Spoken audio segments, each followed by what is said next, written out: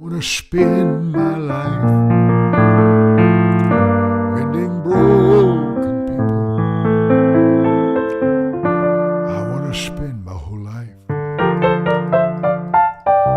removing pain. Lord, let my words heal a heart that hurts. I wanna spend my life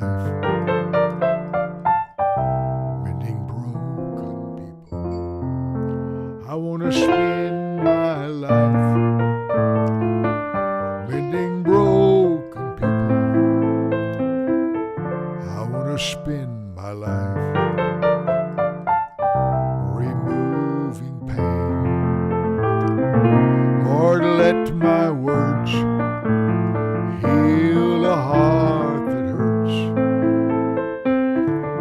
I wanna spend my life mending broken people. When I see my brother stumble and all his dreams crumble, let me be there, for I too fail.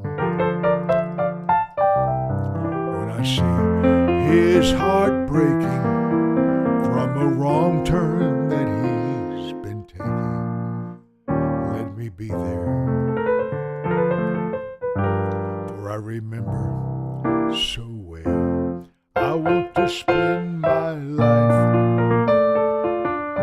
mending broken people. I want to spend my life removing pain. Lord, let my words heal a heart that hurts. I want to spend my whole life mending broken people. I was broken, now mended again. I was broken, now mended again. And scars just remind me God's grace always finds me. I was broken, now I'm mended again. I was broken, now I'm mended again. I was broken, now I'm mended again. And scars just remind me God's grace always finds me. I was broken, now I'm mended again. Mike Murdock. My clock shows 5:11, and I've spoken a lot today, but a stirring came, and for preachers, I love preachers. Preachers are healers. They're the rescue team on the earth. There's prisoners, captives, we call them captives, and deliverers. Isaiah 61. I want to wait a few moments because nobody knows I'm on yet. And I just made a little phone tree to some of you that might be, I didn't send it out on Twitter or anything. I just told Pastor David, I said, I am so stirred to talk to preachers.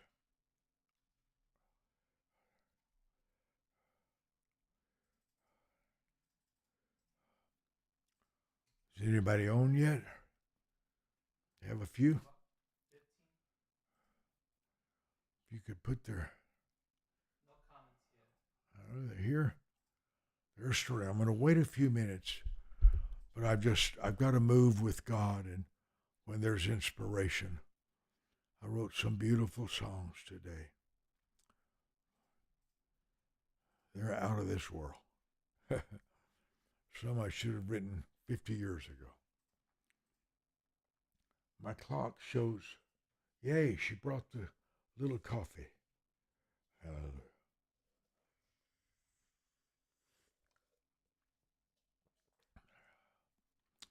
I call this preacher talk.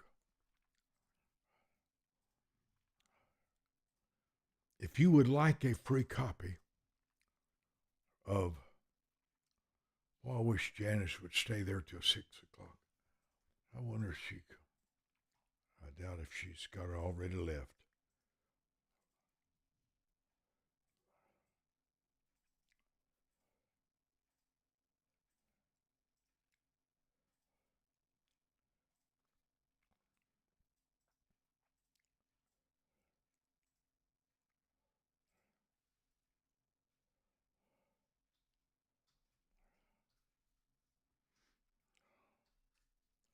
Give me one moment, family.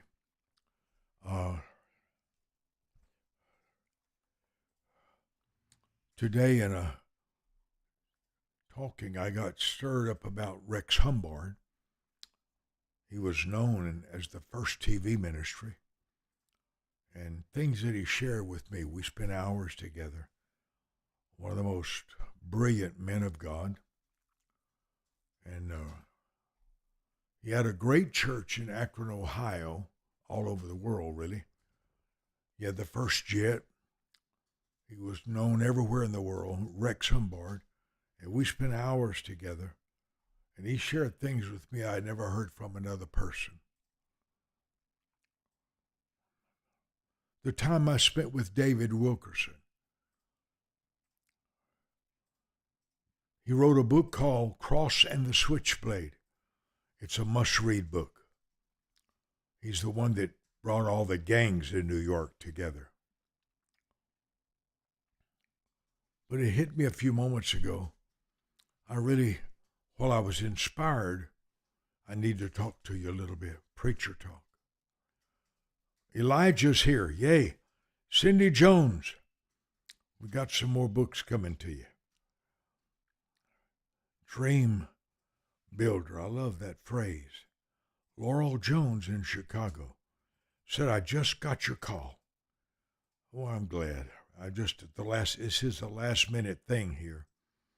Lowell's last minute thing. Wow. Tijuana Pruitt is here. Jim, Cindy, I hope you got a chance to talk to Rosa. Constance Young is here. I'm so glad you're here. Pastor David is writing these out for me so I can see a little bit of who's here.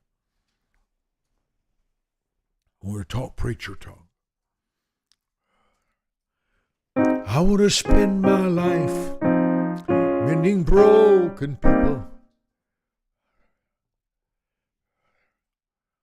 There's three things that a preacher must keep in his mind around his congregation or his people. Number one, hidden pain in people. Pain they can't talk about. Pain they don't want to talk about. But one of the things in the ministry that I find is important is to recognize you don't know the whole story. Something is missing in the story. I was in Dubai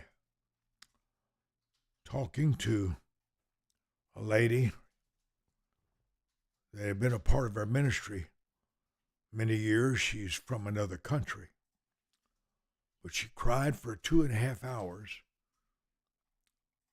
in the lobby of a fancy hotel. 2.5 hours. Her father saw her come out of the room, her bedroom, when she was 14 years old. And he said to her, "You look like a slut."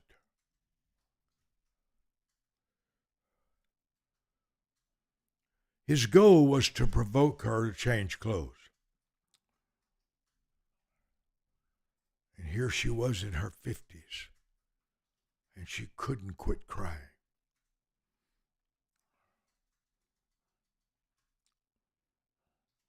The purpose of Isaiah 61, the Spirit of the Lord God is upon me. He's anointed me. The purpose of the anointing is healing. Not to expose sin, to get it forgiven. But as she cried there for 2.5 hours, beautiful hotel, and you would think she was always well, and she couldn't quit crying. She said, there's not one day I don't think of my Father's words. We're healers. We're healers. One of the most important keys to recovery is stages of recovery. Not every healing takes place instantly. The blind man's did. The lepers did. But some of God's healings are a little progressive.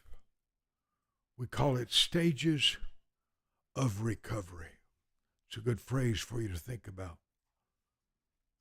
Stages of recovery. I talked to a lady today, praying for her on the phone. And she says, I don't see how we can recover from what's happening. And I mentioned to her what had helped me this morning. Stages of recovery.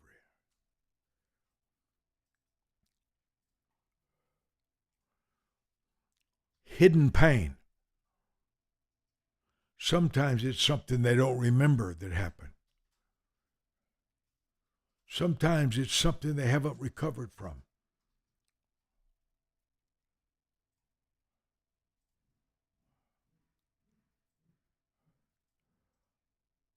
Everybody you meet in the ministry has hidden pain. Stay aware of it. Stay sensitive to it. 3 things important with people. Ask questions until their desire to talk begins to flow. There's nothing like caring. I was in a store here about probably 2 or 3 years ago, and I looked across, and a man was in tears, and he just stood there on the other side of me. And I walked around there, and I said, Sir, is everything all right? And he burst into tears. He said, Not really. My wife died 2 weeks ago, and this was her favorite store. And I'm thinking about her. His wife had died 2 weeks before. A listener is a healer. A serious, caring listener is rare. Now begin to talk to him. Sometimes people need to talk. Sometimes they're in the place where they just want to hear and listen. This season will turn out okay. Never trivialize the pain of people. You may be their only voice of hope. Think on this. It's possible you will be their only voice of hope. Bev, Mark, I missed you today. So good to see you here. Angela, Burnett is here. Kalicia's here. Julie, Joyce, Bev, Jill. I'm so glad you made it. Jimmy, Edith. Trying to read that. Ed. Bishop. I'm so glad you're here. I love when you tell me where you're watching from. South Africa's here. Yay, Phyllis. Nigeria's here. Stephen, I've already been talking about you to my wife, my sister. He said, I'm still feasting off our earlier broadcast. Oh, I'm still talking about your obedience. Deborah's here. Brian's here. I'm so thankful. Stay with me. I just felt a stirring here, right in the middle of some projects I'm doing on a new book coming out called The Golden Moments with Mike Murdock.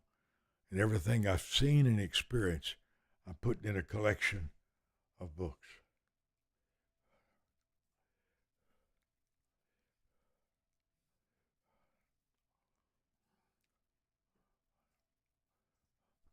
The Minister's Handbook.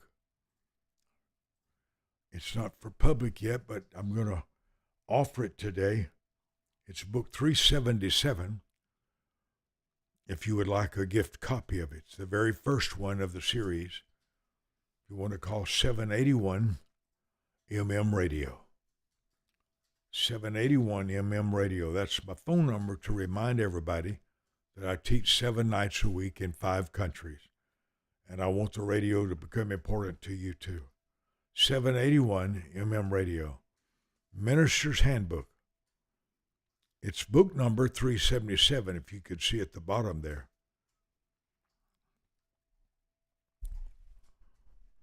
In the ministry, know your difference. Your testimony will be something God helped you with. I got a little wisdom key. Your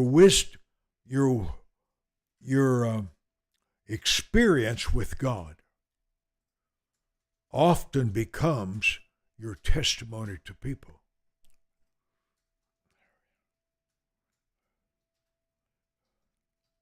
Your experience with God, the healing of tuberculosis in Oral Roberts' life at 17 years old became his message all over the world. 17 years old, your experience with God. Your experience with God will become your message to people. Oral Roberts told me that he only knew of 2 people who had more than one message from God. He said, Brother Mike, the biggest mistake pastors will make is jumping Sunday to Sunday to a new topic. I did. There's so much in the Bible, 783,000 words, 56 hours to read the Bible through. I wanted to cover everything I could possibly cover, A through Z.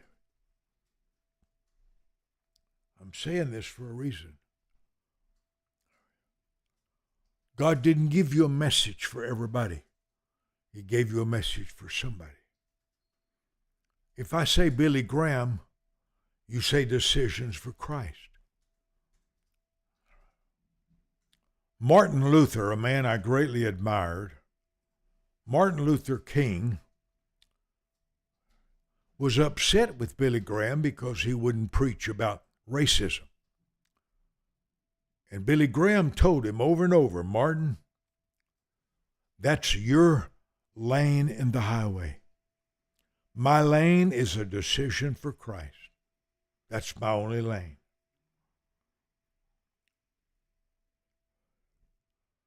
There's many needs, like there's many doctors.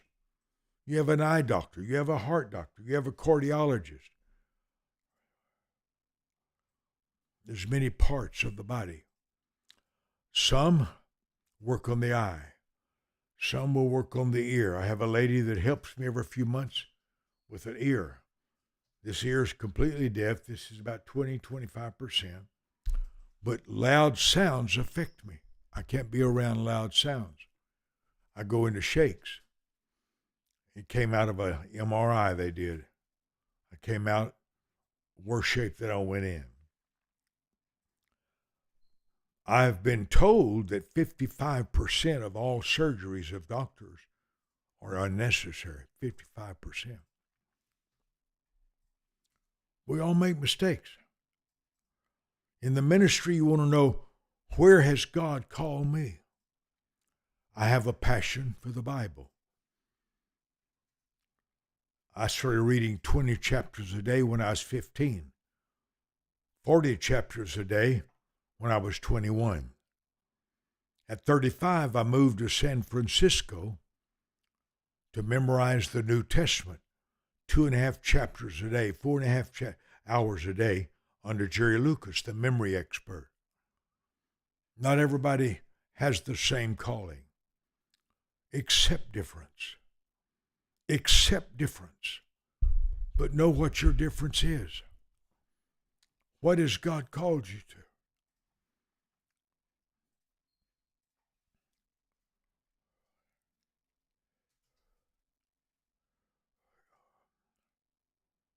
Your ministry doesn't have to be to 100,000 in a stadium. Ministry begins when you care. Sometimes your ministry is to 5 people called your family. But there's a grace on you for your family.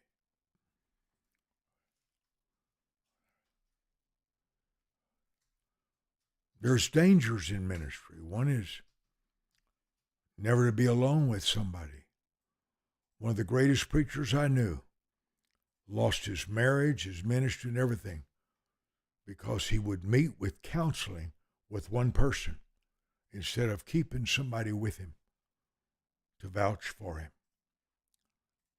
I could say more. Where are the opportunities for ministry? Are you prepared?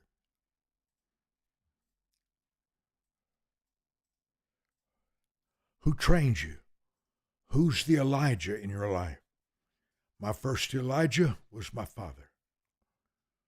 And he prayed 4 hours plus every day of his life. He believed that prayer was the only thing on earth.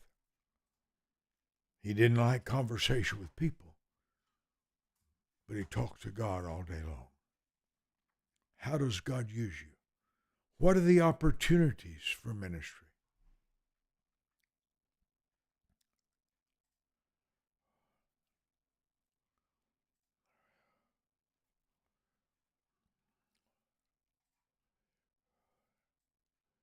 Stay close to experienced preachers. Stay close to them. I was 19 years old sitting in Faraday, Louisiana. Jimmy Swaggart's dad's house, and Jimmy and Francis were there. And we were talking, and Jimmy says, do you play the piano in your revivals?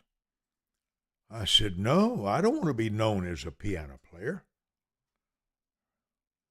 I'm an evangelist. And he nodded and he said, when you're an evangelist, he was 12 years ahead of me. An evangelist, people want to know who you are. Tell me about you. And I'd never heard that before nor since. When I was 17, preaching for Jimmy Swaggart's father in a youth conference, his father stood at the table and said, you sound a whole lot like my son, Jimmy Swaggart. You've heard of him. I said, no, I haven't. You haven't heard of Jimmy Swaggart? I said, no. He said, y'all play the piano a lot alike.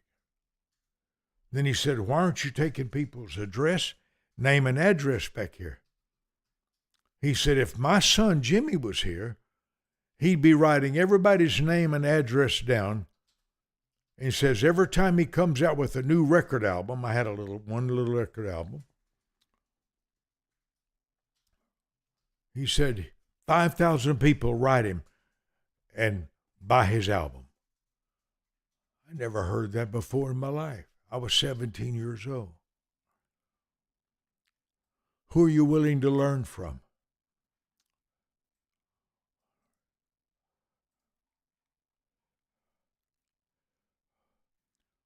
Ministry, you begin where you are. You begin by being a protege, listening. Grab every opportunity.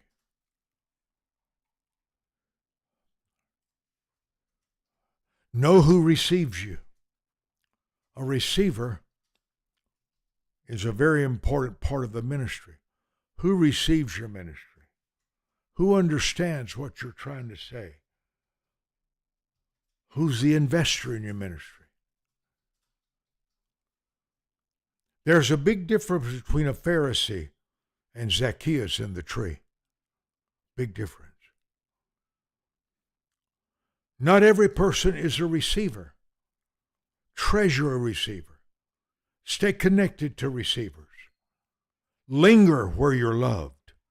Linger where your voice matters. Linger in the environment.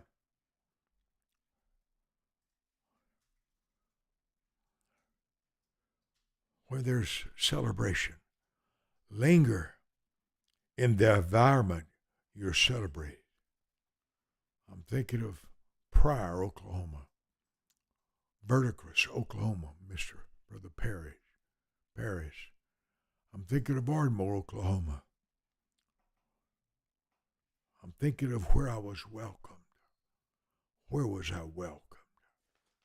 Where was I welcomed? And I grabbed that open door. Every environment has a list of protocols, known or unknown, written or unwritten.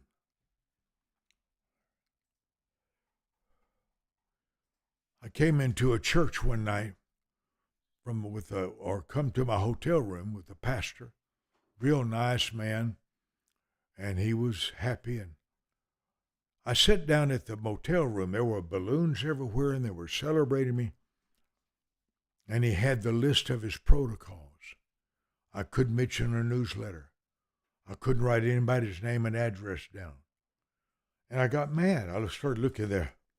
Wait, if you don't trust me, why did you invite me here? And I realized the value. Know the protocols of every environment that you enter. Know the protocols. What's acceptable? What's not acceptable?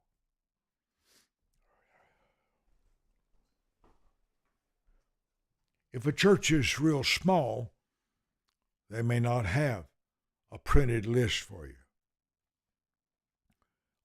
Always ask, what's your time element? When you preach anywhere, they may say 42 minutes. Stay with it. Follow the rules. They work. Follow the rules of every environment.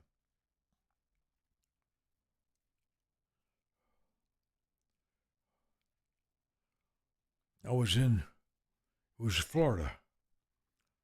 I looked at all the balloons and I was mad. He told me I couldn't talk about my monthly newsletter. Why? There was purpose for that, reason for it, and legitimate. There was legitimate reasons for the protocol. I'm in Nigeria. It's a Friday night. 10,000 people are there. The vice president of Nigeria was there. 10,000 people. And the next morning, the pastor called me at 11 o'clock, 11:30. I think it was 11:30. And he was mad. He said, "You preached too long last night." Well, he had dancers, he had choir singers, and I didn't know there was a time element. And I was angry. I've flown 8,000 miles and you're mad because I preached too long? I'm going back home. And I remembered Joseph shaving his beard so Pharaoh would find him acceptable.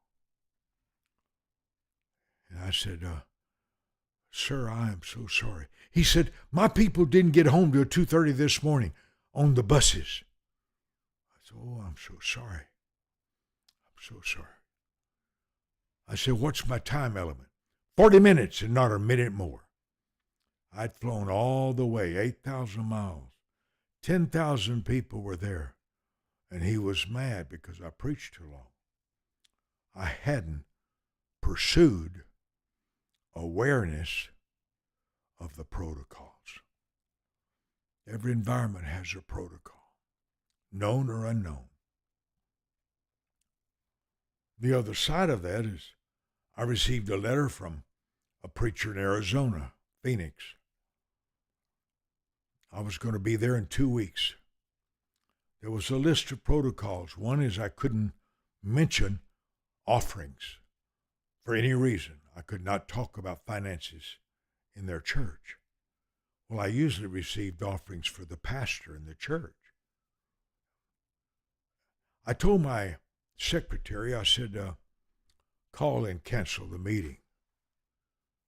She said, don't you want to talk to him? I said, no, he just sent me a letter. Said he don't want me to mention finances or offerings ever. And I says, I'm kind of known for emphasizing that. She said, but should you talk to him? No, I'm mad. Anger is the environment for life's worst mistakes. When you're mad, you say wrong things. When you're angry, your words create distrust. I went and I called him, Brother so-and-so. Hey, Mike, oh, we're so excited about you coming. I said, well, that's what I called about. I said, I just got your letter, and you mentioned you didn't want me talking about offerings. Oh, that's just standard protocols here. Mike, you're one of us. You're our family. You can say anything you want to about anything. And I went into shock. I was so glad my secretary reminded me of some of my own wisdom keys.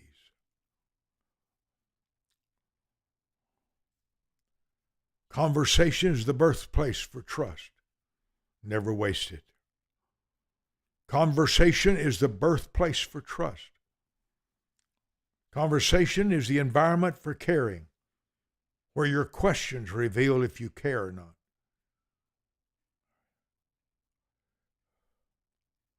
There's 42 differences in men.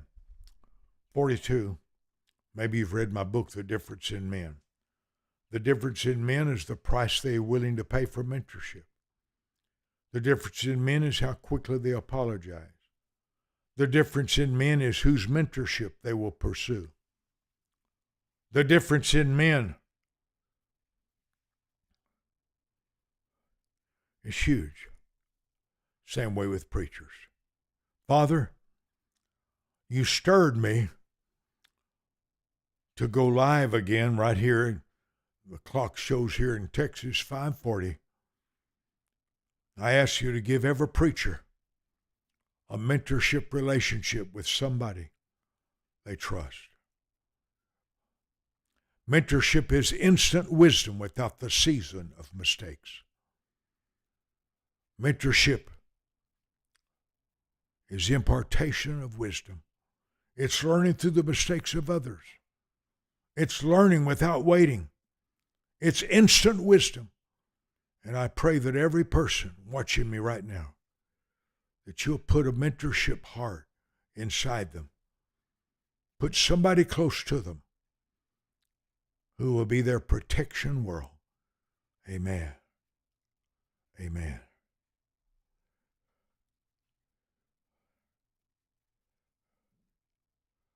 Joe, so glad you're here. Many believers are seriously wounded by the enemy through crooked people. I could write a lifetime, a Kragana. I'm so glad you're here. Eileen Wilkerson, thank you for being so faithful. Fredell Clarkson, I believe it. Fredell's a faithful pillar in the Wisdom Center Church. Heather, thank you. Gold Coast, Australia. Thank you all for being with me tonight. Thank you. If you're in the ministry or would like this book, it's book 377, The Minister's Handbook. If you'll call, phone number is 781 Radio. I got to go on the radio here in 17 minutes, so I won't keep you here. I'm on the radio in 5 countries of the world: Australia, Canada, Mexico, New Zealand, and the United States. 5 countries. 7 nights a week I speak at 7 o'clock. 7 at 7, New York time, New York time, New York time, Atlanta, Georgia time. I want you to ask the Lord with me. I feel strong about the radio. I've asked the Lord for 100 people who will sow a $100 seed for 12 months as God provides. It's not a vow, but I'd like for you to join Jesus 100 as God provides for you. Don't do it under stress. It may not be $100. The 100 is connected to the 100-fold covenant. But I ask the Lord for 100 people who will sow a $100 seed. There are 500 million people in these 5 countries. 500 million, I've been told, will have access to my radio teaching. To some people, $3 a day is sacrificial. They're running close on their finances. Some people could sow $100 easily. But I want to pray over your life. Pastor David is showing you ways to sow into our ministry and as God directs you. Father, as I hit toward 80 years old, you opened a door for me to speak in 5 countries, 7 nights a week at 7 o'clock. What a door. The cost of it seems great, but it's the gospel. It's a Bible day. 7 nights a week, I have an open door to teach the Bible for 30 minutes every night. I ask you for 100 partners who will sow a $100 seed. And I ask you, within 5 weeks, to let their first harvest begin. Financial wisdom, financial protection, financial ideas, financial favor, financial opportunities. Let their harvest begin. 5 weeks from their first seed. Your will be done. My favorite way to sow and give to people is PayPal, because I can write them a note when I bless them. When I bless my sisters, I send them a note on PayPal. Zelle is trustworthy also. There's no connection with Cash App, but PayPal and Zelle have been a blessing to me. And there's my Utah is here. Yay. Jim, the season of breakthrough is closer than you know. Your greatest harvest is on the other side of the tears of life. Prophet from Australia is here. Celise is here.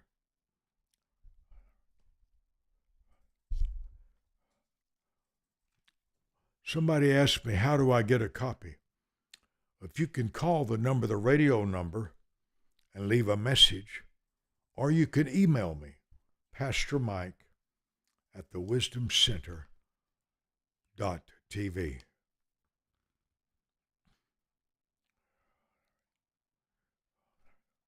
The Minister's Handbook. We're going to downloads only, so if you would like this as a paperback, be sure and call for it. I want to thank you that support me personally. The church has never paid me a weekly paycheck. And I depend totally upon the seeds of honor. My lawyer called me one day and said, some of us know that you don't have a salary, but we want to celebrate your anniversary. Have you heard of PayPal? I said, I've never heard of PayPal. but it's a good way to sow. Zale. I got one song to sing. Oops, off again, or I got one song in this. Never forget.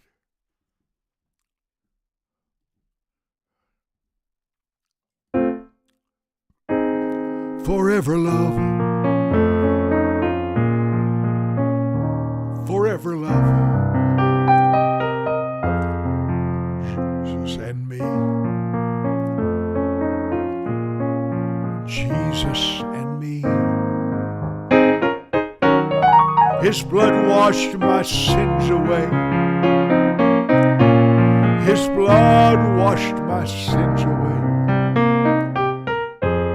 Forever, forever love. Jesus and me.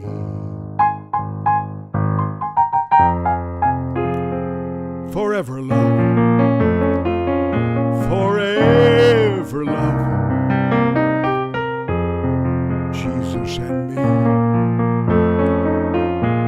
Jesus and me.